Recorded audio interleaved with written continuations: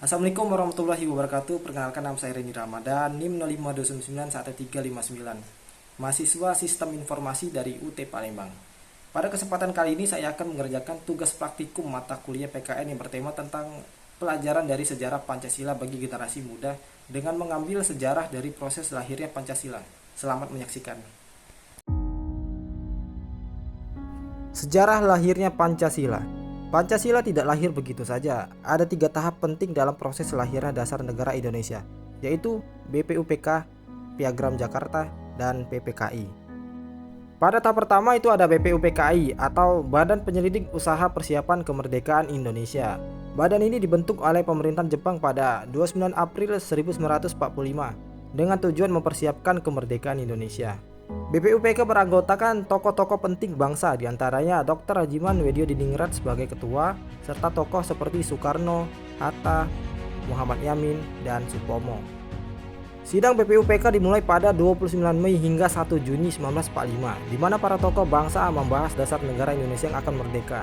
Dalam sidang ini muncul 3 pandangan penting. Pertama dari Muhammad Yamin yang mengusulkan 5 asas dasar negara. Pertama ada pri kebangsaan, pri kemanusiaan, pri ketuhanan, pri kerakyatan, dan kesejahteraan rakyat. Lalu kedua ada dari Prof. Supomo yang mengusulkan dasar negara dengan konsep integralistik, yaitu negara yang menyatukan semua golongan tanpa memisahkan individu dan negara. Dan yang ketiga dari Insinyur Soekarno yang pada 1 Juni 1945 menyampaikan pidatonya dan memperkenalkan 5 prinsip dasar yang disebutnya Pancasila.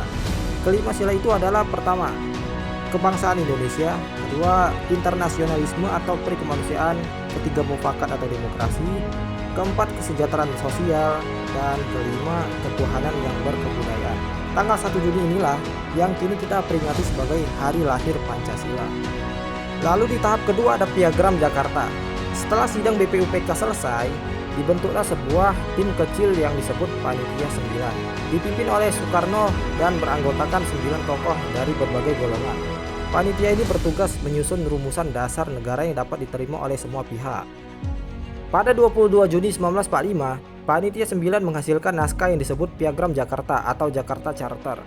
Isi Piagam Jakarta hampir sama dengan Pancasila sekarang, tetapi ada sedikit perbedaan pada sila pertama. Dalam Piagam Jakarta, sila pertama berbunyi ketuhanan yang berkewajiban menjalankan syariat Islam bagi pemeluk-pemeluknya. Dan naskah ini diterima sebagai dasar sementara untuk rancangan Undang-Undang Dasar. Namun, pada 18 Agustus 1945, kalimat tersebut diubah menjadi ketuhanan yang Maha Esa agar Pancasila benar-benar menjadi dasar negara yang mencerminkan seluruh rakyat Indonesia tanpa membedakan agama ataupun golongan. Perubahan itu menunjukkan sikap toleransi dan semangat persatuan yang tinggi dari para pendiri bangsa. Lalu tahap yang terakhir atau yang ketiga, PPKI. Peran PPKI yaitu Panitia Persiapan Kemerdekaan Indonesia yang dibentuk pada 7 Agustus 1945. Setelah Indonesia memproklamasikan kemerdekaan pada 17 Agustus, keesokan harinya 18 Agustus 1945 PPKI mengadakan sidang pertama. Dalam sidang PPKI tersebut diambil 3 keputusan yang penting. Pertama, mengesahkan Undang-Undang Dasar 1945. Kedua, menetapkan Insinyur Soekarno sebagai presiden dan Dr. Muhammad Hatta sebagai wakil presiden. Dan ketiga, menetapkan Pancasila sebagai dasar negara Republik Indonesia dengan sila pertama yang sudah disempurnakan menjadi ketuhanan yang Maha Esa. Sejak saat itulah Pancasila resmi menjadi dasar negara kita.